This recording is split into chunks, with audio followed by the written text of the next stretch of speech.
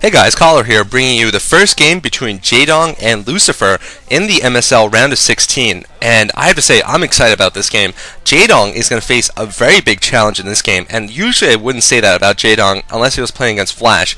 But this time he's playing against Lucifer, who's won the last 9 of his games. He's in a 9-game winning streak right now, which is pretty unheard of in the Pro Star League scenes, and just absolutely going on a tear. He's fresh out of the box. I mean, no one's even heard of him before this season, really, and this year he's just been doing absolutely amazing.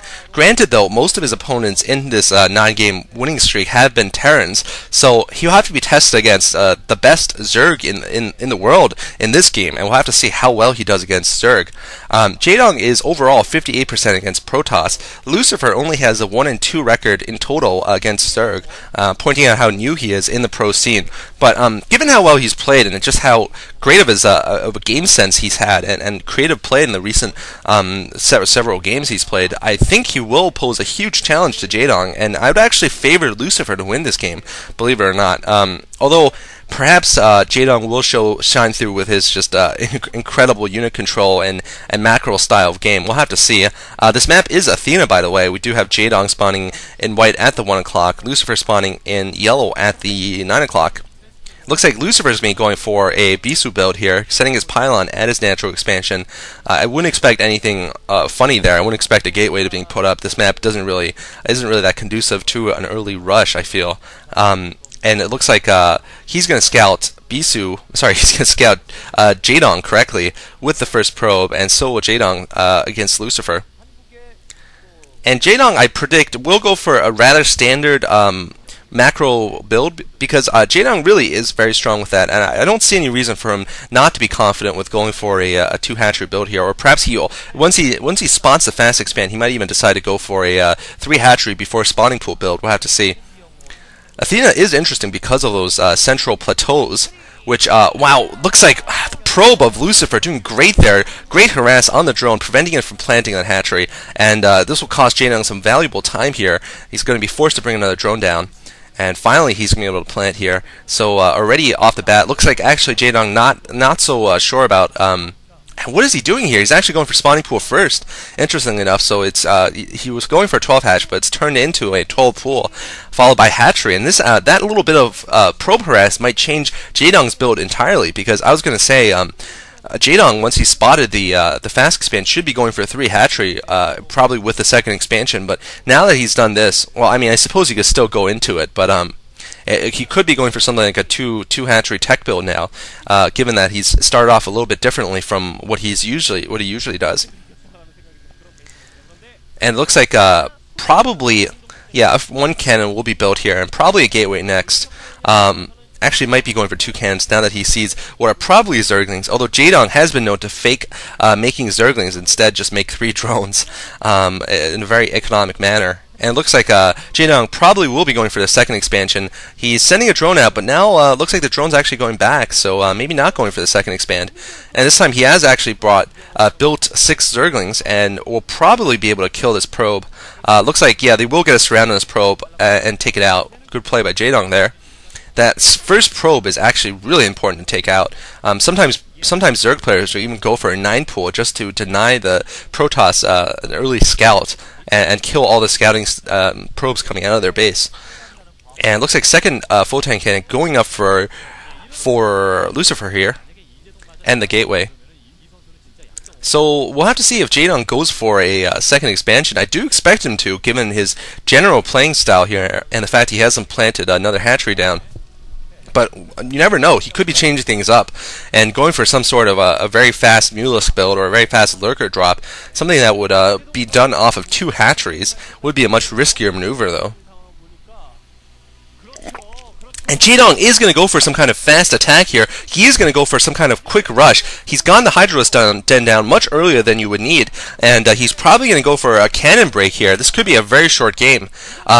Basically, what he's going to try to do is just build up enough Hydralisks off of those initial 2 hatcheries, probably with a 3rd hatchery coming on, to just break the cannon line before Lucifer has a chance to transition to any other tech here.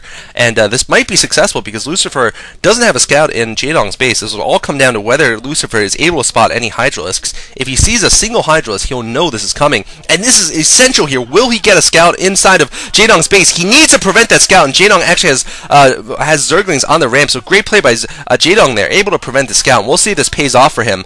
The scout will get taken out, and Jaedong actually has not gone for another expansion. This is almost an all-in build here from Jaedong, because if he loses in this rush, he will lose the game here, pretty much, against a 2-base Protoss player. Basically, he needs to either defeat Lucifer outright or pretty much kill the second Nexus to have a chance of coming back, or maybe pick off just a sizable, huge number of probes. But otherwise, he's going to be set back far behind. Looks like he's just going to go for this 2-hatchery snipe here, and a third photon cannon be built. But I don't think Lucifer has enough here, and this fast rush might take him out here. He's getting a Citadel of Adun. He's going to go for that Dark Templar attack, but he's far, far away from it. And only 3 cannons and the Zealot protecting the front door. It looks like one of the photon cannons won't even get in before it's sniped off by these Zerglings. And looks like the Zealot will get killed off now. And the Hydralisks are going to pick off the second cannon. Probes coming off the line to defend here. Only 1 cannon left, and Jaedong's micro is quite good. But it looks like, luckily for Lucifer, he does have one more Zealot coming out. And that one Zealot with these probes are going to try to protect here. But I don't know how well he's going to be able to protect here against these Hydras. Those Hydras might be speed upgraded right now. I think they are, and they're just able to pick off that one Zealot quite simply, and he's going to pick off this cannon. I think this is going to be a good game here for Lucifer. I don't see how Lucifer can come back from this with Jaedong's precise control, although he has gotten some of Jaedong's Hydras pinned in there, and Jaedong needs to micro those Hydras to pick off the probes, but Lucifer is just losing an absolute ton of probes here, and I don't think even if he manages to hold it off now, he will be able to come back in this game. He's lost too many cannons, used too many resources to build cannons, and this is going to be a good game for him very soon here. The lone Corsair is going to try to pick off as many Overlords as possible, but his entire front door will be breached in a matter of seconds here. His one gateway will get taken down here, and this will be a good game for him. There is no way he can come back from him. So Jdong going for a very risky rush here. Perhaps he was even afraid. And GG coming from Lucifer. Jdong taking the first game here with a very surprising fast Hydralisk build. This is definitely not typical of Jaedong play, but it was certainly very effective, and he's broken Lucifer's 9-game winning streak. Absolutely incredible play by Jaedong, surprising Lucifer, killing Lucifer's second scout. And I have to say one thing I want to just point out. He brought a drone to the south, and Lucifer chased it all the way with his probe. And I think Jaedong was trying to fake like he was going for a second expansion and make Lucifer a little bit... basically feel a little bit safer than he should have, and he didn't actually build that second expansion. In fact, he just went for fast Hydralisks, went for the fast break, and he's smiling right now. And Lucifer actually showing some emotion here. He's a young player, but come on, Lucifer, you won 9 games in a row and you lost to Jaedong. This is no reason to cry here. Really, you're still doing just fine, and but he still does look a little bit sad because his Flash-like ascendancy is not going that well. I mean, it's just broken, but I'm sure he's going to do very well in the near future anyway. Jaedong takes the first game of the MSL series between them. Hope you enjoyed watching. This is Cholera signing off.